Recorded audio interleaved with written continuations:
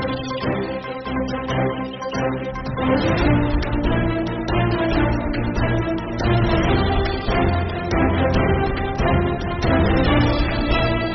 प्रधानमंत्री नरेंद्र मोदी जी के आह्वान पर एक जो हर घर तिरंगा अभियान प्रारंभ हुआ है, आज हमने इसी के संदर्भ में पत्रकार वार्ता रखी है। आज की पत्रकार वार्ता को संबोधित करने के लिए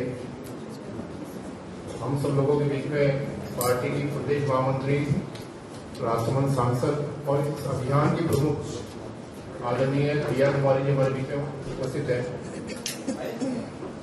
साथ में हमारी पार्टी के मुख्य प्रवक्ता चौमू विधायक आदरणीय रामलाल जी हमारे सबके बीच में हैं। इस हर घर तिरंगा अभियान के सह संयोजक और पार्टी के प्रदेश मंत्री श्री महेंद्र यादव जी हमारे बीच में हैं। पार्टी के प्रदेश उपाध्यक्ष आदरणीय अजय पाल जी हम लोगों के साथ हैं। पार्टी का हमारा सोशल मीडिया देखने वाले सोशल मीडिया के संयोजक आदरणीय जोगिंदर जी राजपुरोहित हमारे बीच में है और इसी प्रकार हमारे आर्थिक प्रकोष्ठ के रोहित त्रिपाठी जी हम सबके बीच में हैं। आज का विषय रखने के लिए मैं आदरणीय प्रिया कुमारी जी से आग्रह करूंगा कि अपना विषय रखें और विषय के तत्पश्चात आपके प्रश्नों का जवाब देने के लिए आदरणीय प्रिया जी और आदरणीय रामलाल जी उपस्थित हैं। आपके जो भी प्रश्न सब शांत किए जाएंगे। बहुत बहुत धन्यवाद। सबसे पहले तो मैं मीडिया के सभी बंधुओं का बहुत बहुत आभार व्यक्त करती हूँ। आप लोग यहाँ पधारे और जैसा कि अभी आप सभी को जानकारी है कि हमारे प्रधानमंत्री आदरणीय श्री नरेंद्र मोदी जी के आह्वान पर हर घर तिरंगा अभियान की आज से शुरुआत है। 9 तारीख से लेकर 15 तारीख तक ये अभियान है और आजादी के 75 साल पूरे हुए हैं। आजादी का अमृत महोत्सव भी 1 साल से अलग अलग कार्यक्रमों के माध्यम से पूरे देश में चल रहा है। उसमें भी मीडिया ने बहुत बड़ी भूमिका निभाई और आगे भी हमारा जो आज से हर घर तिरंगा अभियान है उसमें आप लोगों की बहुत बड़ी भूमिका आप लोग निभाएंगे भी। और मुझे क्योंकि मीडिया का इसमें बहुत बड़ा रोल है, ये जो अभियान है ये किसी पार्टी विशेष का अभियान नहीं है। ये अभियान हमारे एक एक व्यक्ति का, एक एक नागरिक का अभियान है, राष्ट्र अभियान है, ये नेशनल कैंपेन है।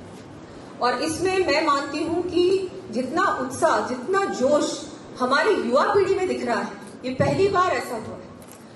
हमारा जो कानून था, जो हम हमारे घर पे तिरंगा नहीं लहरा पाते थे, उसमें भी बदलाव लाई है हमारी केंद्र सरकार।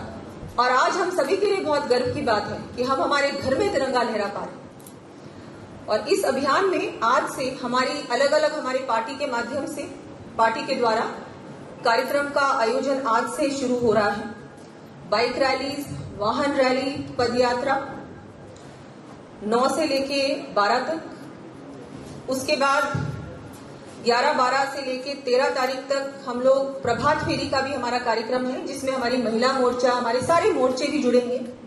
और हर मंडल स्तर पे, हर बूथ स्तर पे, हमारा जो बूथ होता है वहां से लेके हमारे जिले तक ये अभियान को पूरा करने के लिए हमने टोलियां बनाई हैं। 3-3 लोगों की टोली है। उसके बाद इन लोगों को जिम्मेदारी दी गई है कि एक व्यक्ति अभियान में, जैसे हम लोग ज्यादा से ज्यादा इसमें जागरूकता की आवश्यकता है, इसको मूवमेंट बनाने की आवश्यकता है और ये हमारे सारे कार्यकर्ता बहुत अच्छी तरह से कर रहे हैं। सबसे बड़ी बात इसमें ये है कि ज्यादा कुछ इनको करना भी नहीं पड़ रहा है, ज्यादा प्रसार करना भी नहीं पड़ रहा है। देखा होगा आपने कि हर चौराहे पे, अब तो मैंने देखा, क्योंकि मैं दिल्ली में थी, पार्लियामेंट चल रहा था। मैं जब वापस अभी कल आई तो मैंने देखा कि हर कोने पर झंडे लोग बेच पा रहे हैं। बहुत सारे झंडों के स्टॉल्स हैं, छोटी छोटी दुकानें हैं जहां झंडे आम आदमी बेच पा रहा है, ये झंडे बांट पा रहा है। ये पहले नहीं था, लेकिन अब लोगों में बहुत जोश है, उत्साह है। और हमारी पार्टी ने बहुत सारे कार्यक्रम बनाए हैं, मोर्चे भी इसमें जुड़े हुए हैं, आम आदमी को भी इसमें जोड़ा है। और 13 और 15 के बीच में हर घर पर तिरंगा लहराने का जो लक्ष्य है कि हम लोग 50 लाख घरों में पूरे राजस्थान में तिरंगा लहराएगा, इस लक्ष्य को हम पूरा करेंगे।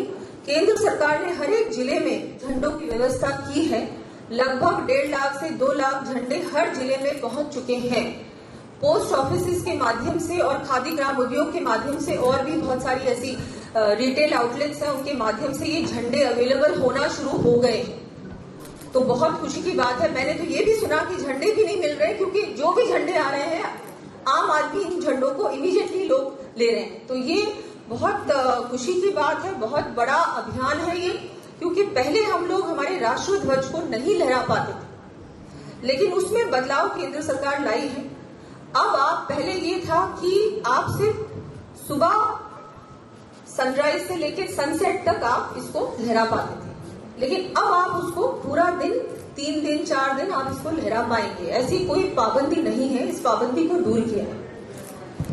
उसके अलावा पहले ये था कि खादी के ही हम लोग झंडे लहरा सकते थे, लेकिन अब उसमें भी बदलाव लाए हैं कि पॉलिएस्टर के, कॉटन के, किसी भी मटेरियल के झंडे को आप लहरा पाए। ये सारे जो कानून थे, जिस वजह से हम एक आम आदमी अपने घर में झंडा नहीं लहरा पाता था, तिरंगा नहीं लहरा पाता था, उसमें केंद्र सरकार बदलाव लाई है। और उसके लिए हमारे प्रधानमंत्री जी का और केंद्र सरकार का हम लोग बहुत बहुत आभार व्यक्त करते हैं कि आज इतनी गर्व की बात है कि हम भी हमारे घर के ऊपर तिरंगे को लहरा सकें। क्योंकि जब हम लोग किसी और देश में जाते थे, विशेषकर मैं कहूंगी आपको कि मैं जैसे किसी भी देश में जाती थी, वहां का जो नेशनल डे होता था, वहां मैं देखती थी कि लोग अपने घर पे उनका जो राष्ट्रीय ध्वज है उसको लहराते थे। लेकिन हमारे देश में हमारे पास ये हमको कभी अवसर नहीं मिला कि हम ये काम भी कर सके, हम भी इस अभियान से जुड़ सके। तो ये भी अब हमारी सरकार ने कर दिखाया है, और सभी से मैं आप सभी के माध्यम से निवेदन करूंगी कि इस अभियान को हम सभी इस अभियान से जुड़े और हमारे घर पे तिरंगा लहराने का हम संकल्प लें और हर घर तिरंगा लहराए। धन्यवाद। जय हिंद। सांसद महोदया, मेरा सवाल यह है कि क्या भाजपा ये सिद्ध करने की कोशिश कर रहा है कि देशभक्त सिर्फ खाली भाजपा ही है और लोग बाग देशभक्त नहीं है? देखिए, मेरे ख्याल से जरूरत थी इस हिंदुस्तान की धरा के ऊपर जिसने भी जन्म लिया, ये सबका नैतिक कर्तव्य है कि वो देश भावनाओं से ओतप्रोत रहे और देश भावनाओं से जुड़कर रहे। अब भारतीय जनता पार्टी के कार्यकर्ता, भारतीय जनता पार्टी के तमाम नेता एक विचार को लेकर हम काम करते हैं और उस विचार को ही आगे बढ़ाने का काम करते हैं, और उसी विचार के अंदर राष्ट्रभक्ति, देशभक्ति, राष्ट्र प्रेम ये हमारे लिए सर्वोपरि है। देश हमारे लिए पहले है। इसलिए ये सबका नैतिक कर्तव्य है कि इस राष्ट्रीय कार्यक्रम के अंदर वो अपने आप को जोड़े, अपने आप का हिस्सा बने। और इसलिए हम तो तमाम विचारधाराओं के व्यक्तियों से भी आह्वान करते हैं कि ये कार्यक्रम किसी एक पार्टी का नहीं है, ये हिंदुस्तान की धरा के ऊपर जन्म लेने वाले प्रत्येक व्यक्ति का कार्यक्रम है, और वो हर व्यक्ति उससे जुड़े। ये 9 तारीख से लेकर 15 तारीख तक ये अभियान चलेंगे। 9 तारीख से लेकर 11 तारीख तक एक जन जागरण का अभियान है, जिसके अंदर प्रचार प्रसार है, होर्डिंग्स है, तिरंगा की रैलियां निकालने का कार्यक्रम है। फिर 10 तारीख से 12 तारीख तक भारतीय जनता पार्टी के युवा मोर्चा जो विंग है, उस विंग को एक अलग से जिम्मेदारी दी गई है कि वो प्रत्येक मंडल के अंदर, प्रत्येक जिले के अंदर वो तिरंगा यात्राएं निकालने का काम करेंगे।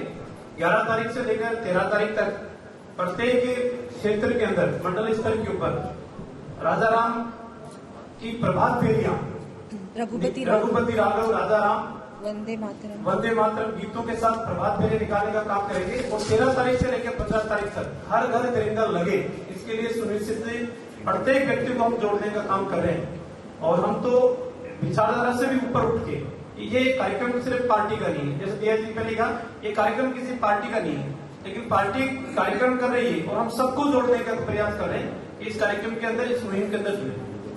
रामदास जी, रमेश जयराम रमेश का एक ट्वीट है, उन्होंने लिखा है में कि भारत छोड़ो आंदोलन कांग्रेस ने, महात्मा गांधी ने, नेहरू ने, सबने भाग लिया था, आरएसएस का कोई व्यक्ति उसमें भाग नहीं ले पाया, श्यामा प्रसाद मुखर्जी भी उससे अलग दम हो गए। देखिए, कांग्रेस पार्टी है, उसके अलग से अपने कार्यक्रम है, वो अपने कार्यक्रम तय करती है, अपने अपने कार्यक्रम बनाने का काम करती है। और कांग्रेस पार्टी एक अलग से एक संगठन, एक ऐसा संगठन है जो संगठन कैसा काम करता है उसके बारे में मुझे ज्यादा बयां करने की आवश्यकता नहीं है। लेकिन आजादी के आंदोलन के अंदर हर व्यक्ति ने अपना कुछ न कुछ दिया है, जिसके जितना सामर्थ्य था उतना दिया है। कांग्रेस पार्टी सिर्फ आजादी के आंदोलन को भी वो अपना खुद का श्रेय मान के चलती है कि सिर्फ आजादी हमने ही दिलाई है, ये असत्य है। आजादी के आंदोलन के अंदर तो ऐसे बहुत से मनुष्य हैं, बहुत से लोग हैं जिनकी शहादत लगी है और जिनका जिक्र कांग्रेस ने कभी नहीं किया। इसलिए कांग्रेस अगर ये माने कि आजादी सिर्फ और सिर्फ हमारी वजह से, ये कतई सत्य नहीं है। आपकी साथी महिला सांसद गीता कोहली पर जो हमला हुआ है, उसके बाद पर्यटन मंत्री ने कहा कि नाकामयाबी केंद्र सरकार की तरफ से जो सुरक्षा दी गई है, जो CISF की जो जवान तैनात किए हैं उनकी है, चूक सरकार की या कहीं कोई अन्य माफियाओं की नहीं है, उन्होंने कुछ ऐसा नहीं, बिल्कुल नहीं। बहुत ही दुर्भाग्यपूर्वक है जो हमारी सांसद के साथ हुआ, रंजीता जी के साथ। चौथी बार हुआ है उन पे हमला और ये पूरी रिस्पॉन्सिबिलिटी राज्य सरकार की। होम डिपार्टमेंट, कानून व्यवस्था राज्य सरकार की रिस्पॉन्सिबिलिटी होती है। हमेशा अपनी रिस्पॉन्सिबिलिटी से वो दूर भागते हैं और पूरा का पूरा ये कहते हैं कि केंद्र सरकार की गलती। केंद्र सरकार की गलती कैसे? आपसे राज्य संभल नहीं रहा है क्या? आपकी अगर सांसद सुरक्षित नहीं है, जनप्रतिनिधि सुरक्षित नहीं है, तो आम महिला के साथ क्या हो रहा है? लगातार क्राइम अगेंस्ट विमेन, महिलाओं पे अत्याचार बढ़ता जा रहा है, बच्चों पे अत्याचार बढ़ता जा रहा है, हमारी दलितों पे अत्याचार बढ़ रहा है। राजस्थान की क्या हालत कर दी है कांग्रेस सरकार ने? रेप कैपिटल है। मैं उनका कहना, देखिए उनके पास कुछ कहने को नहीं है। उनको जो व्यवस्था दी गई है, उनको राजस्थान दिया गया है, उसको अच्छी तरह से संभाल ले, यही बहुत बड़ी बात हो। अगर उनको चाहिए कि सब कुछ केंद्र ही करे तो फिर ठीक है, केंद्र को संभला दीजिए ना राजस्थान। आपकी बस की बात नहीं है, यही लग रहा है मुझे। हर बार केंद्र को क्या ब्लेम करते रहते हैं? कानून व्यवस्था उनकी रिस्पॉन्सिबिलिटी है। भूमाफिया को कैसे बढ़ने दे रहे हैं? भूमाफिया या किसी भी इस तरह के जो तथ्य होते हैं, जो ये क्रिमिनल्स हैं, ये राजस्थान में इतना आराम से घूम रहे हैं, इनमें बिल्कुल भी डर नहीं है। ये ऐसा कैसे हुआ? पहले तो ऐसा नहीं होता था। ये इसलिए हो रहा है क्योंकि कहीं ना कहीं से इनको श्रेय मिल रहा है।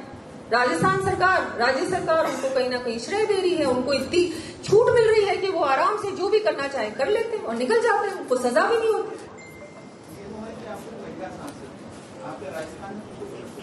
बिल्कुल नहीं मानती। मेरे साथ भी एक घटना हुई थी जब मैं उपचुनाव में राजसमंद में थी और मेरी गाड़ी को भी कुछ लोगों ने घेर लिया था। उस समय मैंने FIR भी दर्ज की थी, लेकिन उस पर भी कोई भी कार्रवाई नहीं हुई और उस समय मैंने ये बात भी उठाई थी। लेकिन आप देखा आपने, हर किसी के साथ कुछ ना कुछ घटना हो रही है। कोई भी महिला आज की तारीख में सुरक्षित राजस्थान में नहीं है। बहुत दुख की बात है, दुर्भाग्य की बात है कि राजस्थान वीरों की, वीरांगनाओं की धरती है और आज यहाँ की महिला सुरक्षित नहीं। आपने राजस्थानी भाषा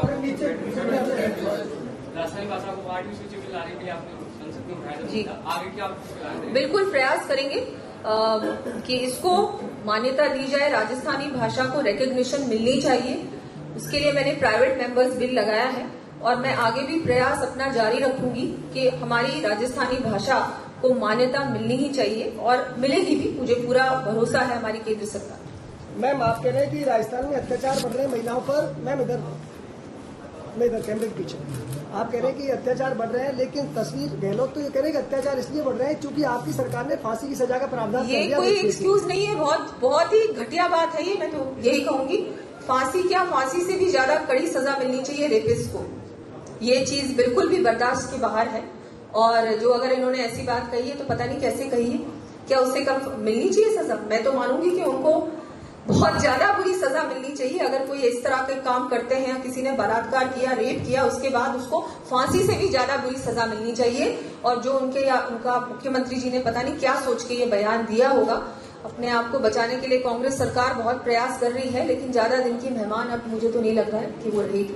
बहुत जल्दी राजस्थान की जनता उनको जवाब देगी। हम थोड़ी करते हैं, हम तो सबको जोड़ने का काम करते हैं।